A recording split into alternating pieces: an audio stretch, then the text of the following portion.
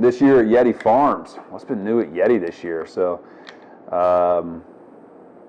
well, we're making gummies that are amazing. We introduced those last June. June 8th actually was the first confirmed delivery for a sale to a dispensary. We had done some samples before that, but confirmed delivery was June 8th. So I think about it, we're actually coming up on the 1-year anniversary of dumping gummies off, which is pretty cool. So we're doing well. We're doing really well with the gummies. They sell well. We've come up with some new flavors this year. I think we're up to 18 total flavors is the number now. Blue raspberry, I think, was the last one we just did.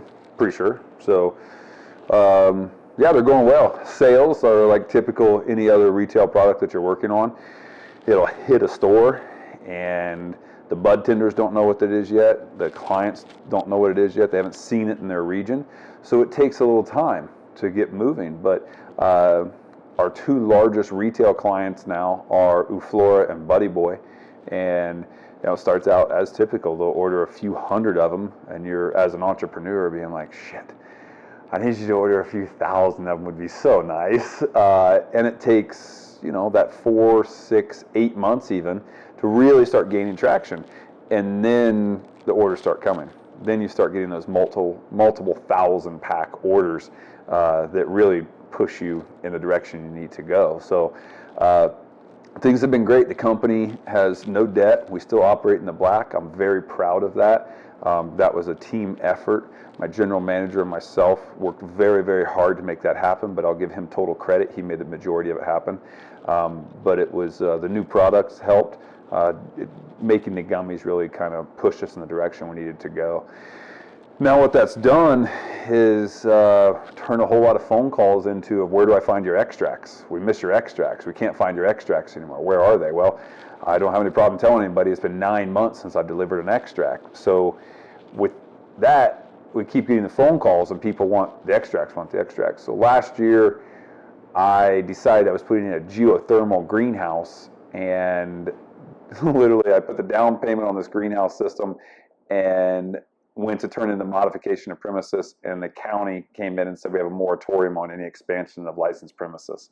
They needed to do it. There was some loopholes that were in effect that weren't very fair to all the players, is the best way to explain that, and not get too deep down the rabbit hole. I was fortunate enough that I have one of the county commissioners sit down with me personally for about an hour and a half. Even during the COVID thing, we sat down and practiced the distancing and wore the mask and did all that.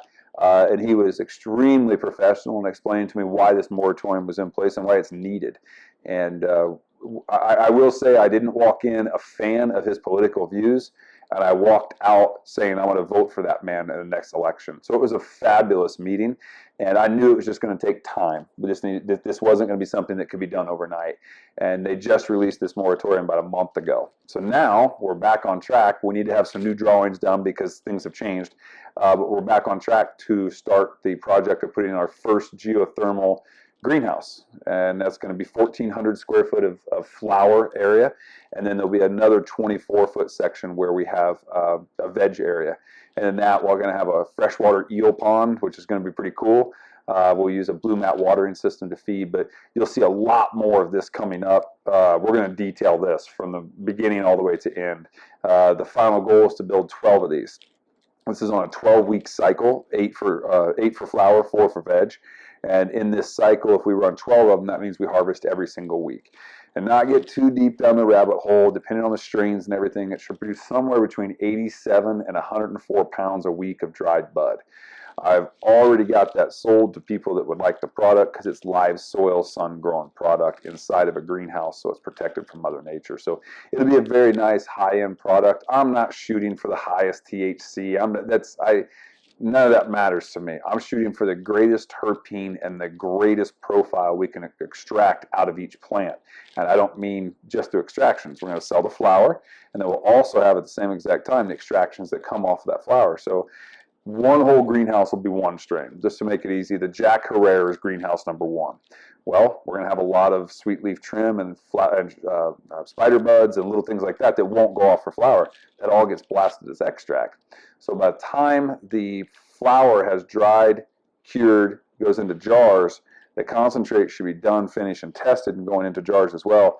I think we're going to do some sort of a combo deal where we sell flour and concentrates from the same exact flour, from the same exact grow, from the same exact time of grow together in a package. And we'll be able to release these once a week. So we'll have, the Jack Herrera greenhouse, the OG Kush greenhouse, the Cinnamon Cookies greenhouse, whatever it be. We'll have each of these greenhouses, and as they perform or do not perform, we'll either keep the strain and perfect it, or we'll just kill the strain off and start off with something all brand new.